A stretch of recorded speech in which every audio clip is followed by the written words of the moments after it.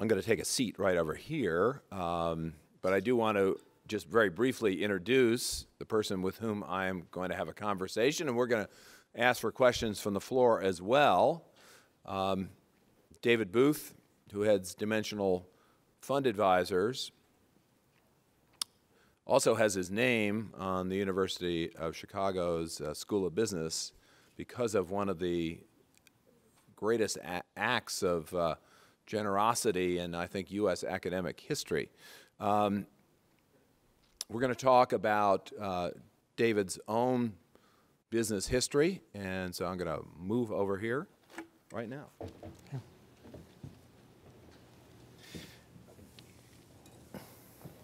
So, David, you went to the University of Kansas, and then you came to Chicago. I guess what was that, in the early 70s? 69. 69, okay, 1969. 1969, yeah, right. Right. 1969. And when you got to the University of Chicago, it was a hotbed of efficient markets theory, Eugene Fama, Merton Miller, just the greats were here. And what was that like? That was incredibly stimulating. And also in terms of overall economics, it was, at that time, it was kind of the University of Chicago versus the world. I mean, it was all this Keynesian stuff was at its peak. And it was just generally accepted everywhere. It was, without the University of Chicago, the world would have been a lot different, I think. And I can attest to that because right around the same time, I was at some university on the East Coast where we were definitely taught Keynesian economics. It was kind of stuffed down our throats like a goose. And so this one university really had a great deal to do with changing. Well, absolutely. You had people go through there like, Hayek, who doesn't give enough credit, as much credit as he deserves. I think a lot of what we're talking about today with tax policy really at its core stems from this collectivist thinking on the part of, in some ways it's not, the government is not as big a problem as the people. I mean, it's people keep electing these same officials, particularly inner city people. I don't know, why they keep electing the same people again and again.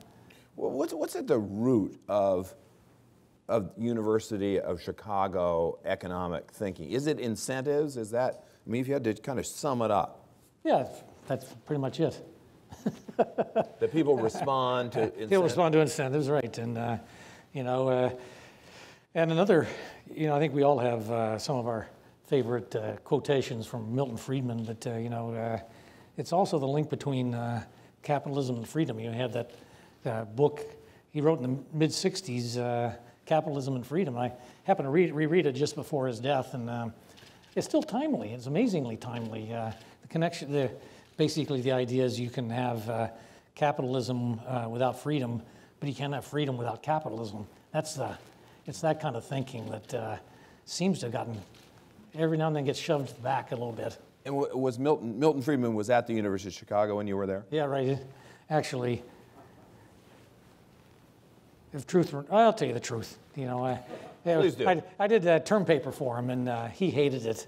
And and this was, I was in the second year of my PhD program, and I worked really hard on this. Sometimes I coasted, sometimes I worked hard. This I really worked hard on, and he hated it, and he was wrong. But as Milton, anybody knows Milton. He could take either side of the argument and totally dominate a second-year PhD student. But I decided if, being a professor wasn't for me, so I quit the next day, actually, after presenting it.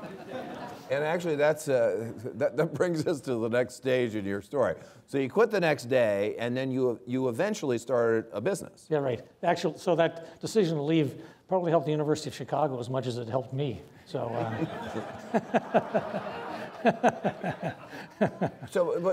But it was and is a business that is very academically focused. So tell us about Dimensional. Well, we in order to kind of tell the story, I mean, the big debate among academics over the last 40 years is, the the role of active managers in trying to outguess the market. And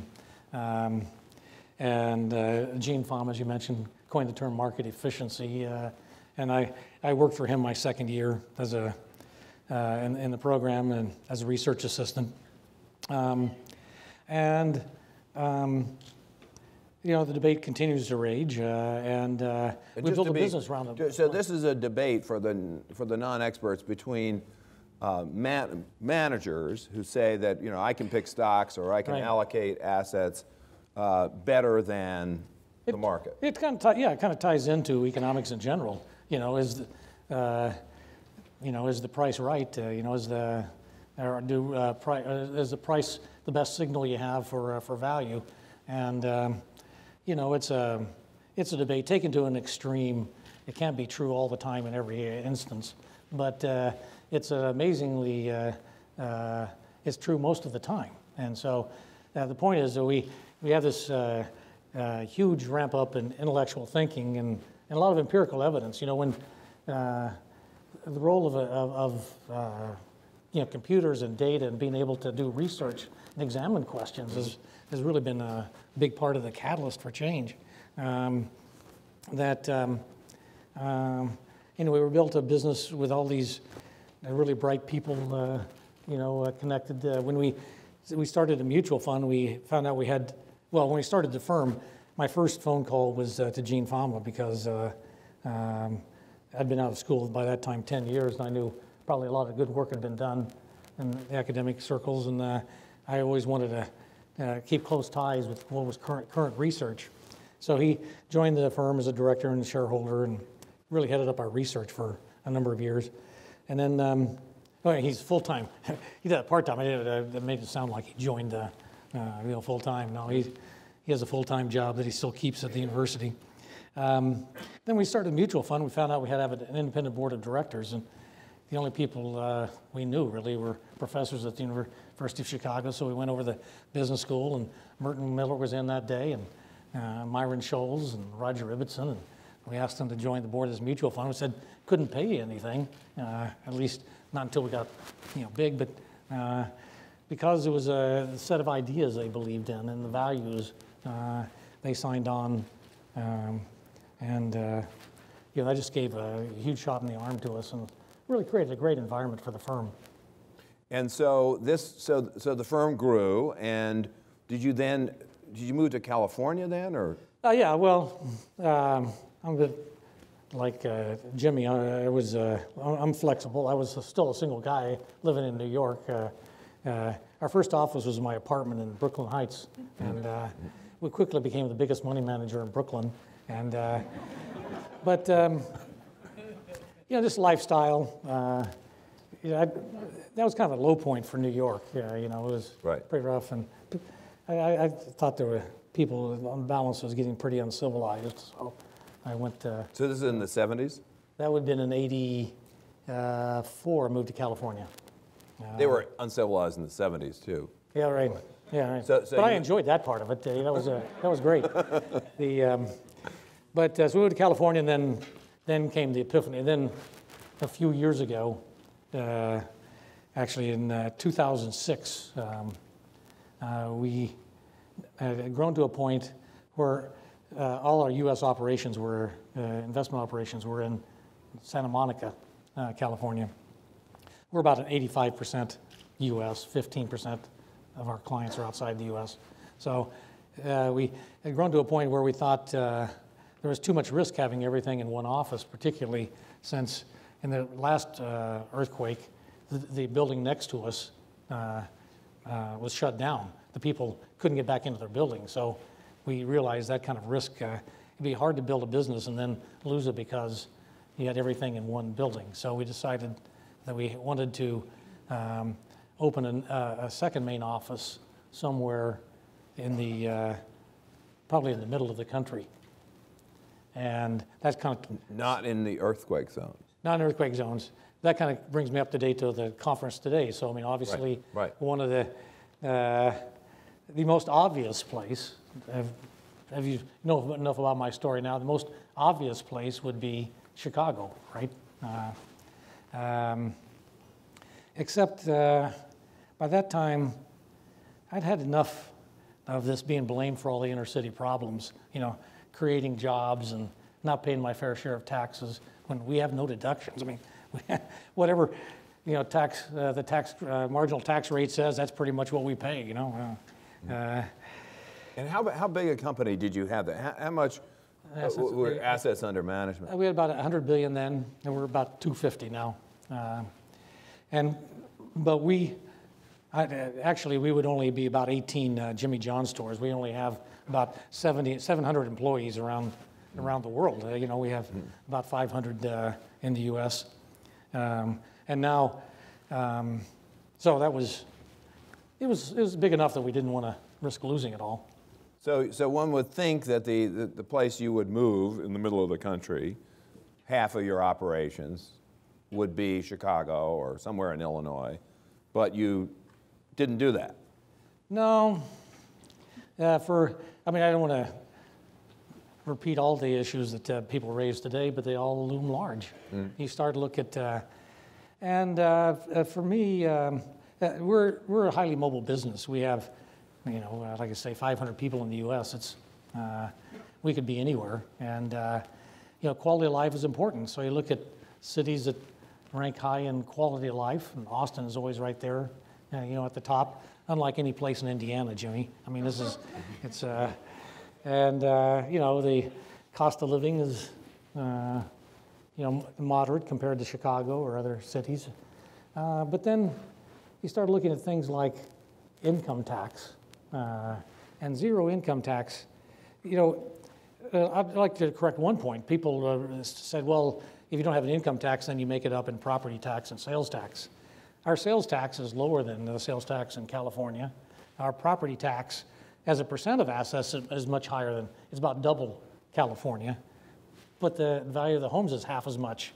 So so people in Austin probably pay about, based on market, the same percent of market value as they would in Santa Monica. So to the point where I ask my friends in California all the time, what service do you get from the government in California that I don't get in Texas? You have because all the other taxes seem to be about the same, but then you have this 12% income tax. So what do you get for that I don't get in Texas? And I've never ever had anybody even suggest one thing, which is really the story, right? Except the beach. Well, but I said that's why I said beaches in Texas. That's not a government service. That was God did that one, So. Good point. So you're a living embodiment of the story that I think that we've heard here several times. And let me ask you this though. You moved to Austin a few years ago. Are you happy there? It's been a home run. It's originally we were going to have Santa Monica and Austin about the same size. That was the goal. We had at the time we moved, we had about 200 people in Santa Monica. Now we have about 100 there and 400 in Austin. What happened was it kind of created its own momentum, and we didn't force anybody to go. The first couple of years, as we were building an office building out, we just said, anybody wants. Eventually, we're going to have this office building in Austin, and if you'd like to move to Austin, that would be great. So people started moving, and it started as a trickle, and then kind of picked up momentum to the point where, basically, at the end, we only had a few people that we had to say, your job moved to Austin. It was just people did it voluntarily. And what was amazing was that most of these people had lived their whole lives in California. I'm going to open up the floor to questions, and I promised Eddie Lazear that he'd have the first question, and there he is. Wait for the microphone, Eddie.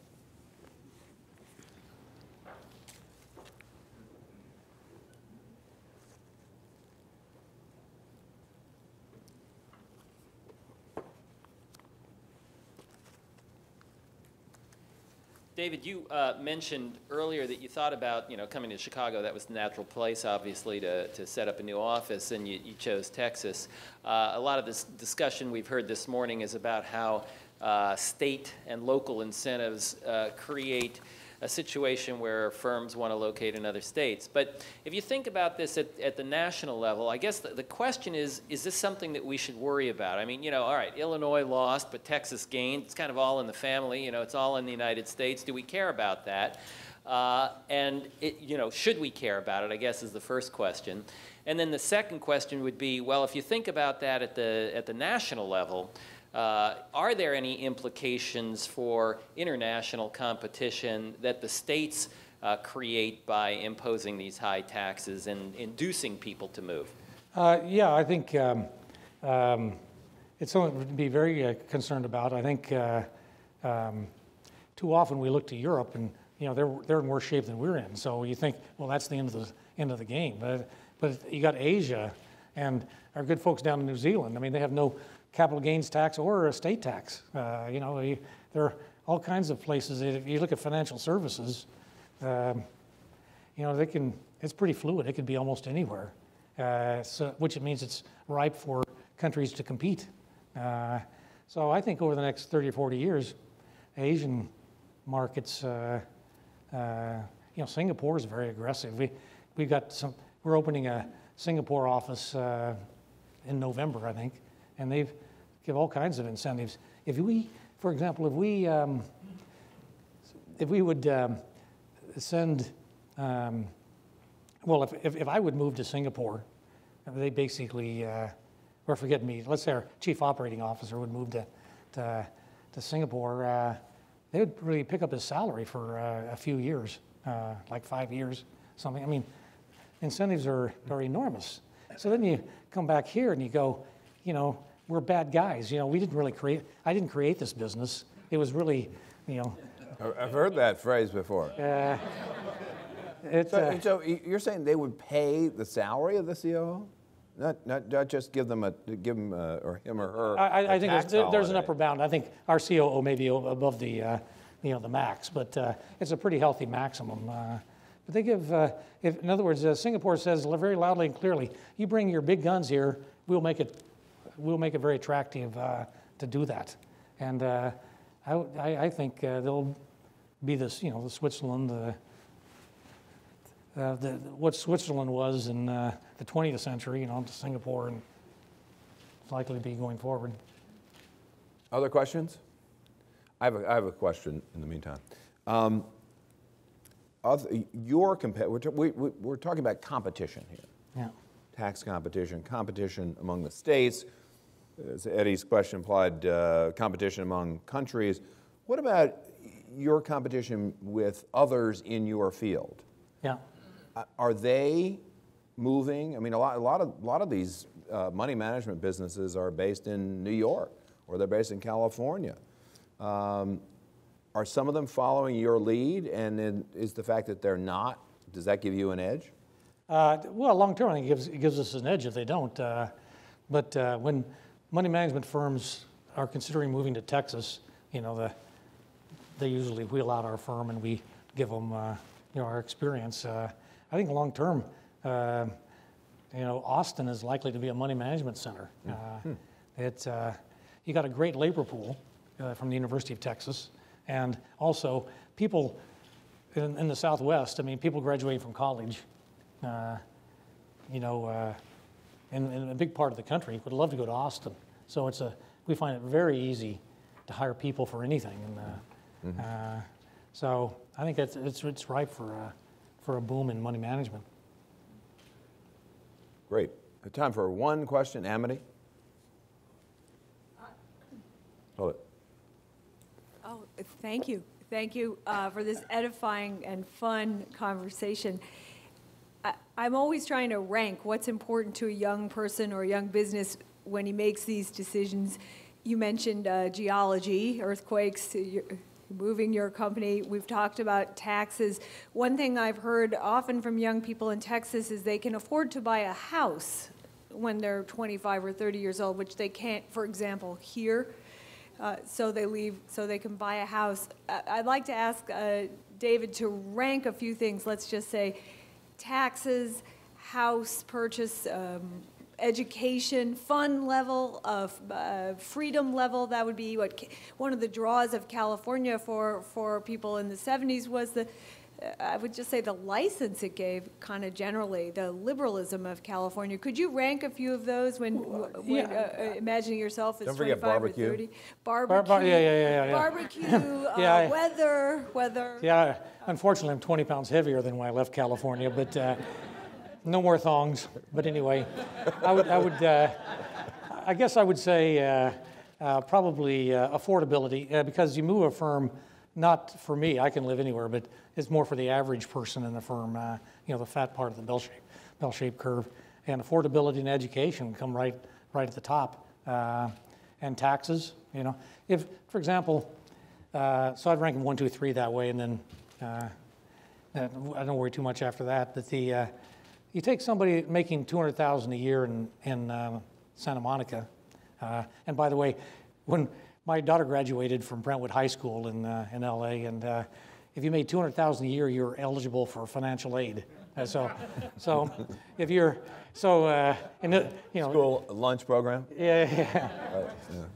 So if you're making $200,000 a year, let's say you're paying after adjusting for the federal offset, let's say you're paying $15,000 a year in state income tax.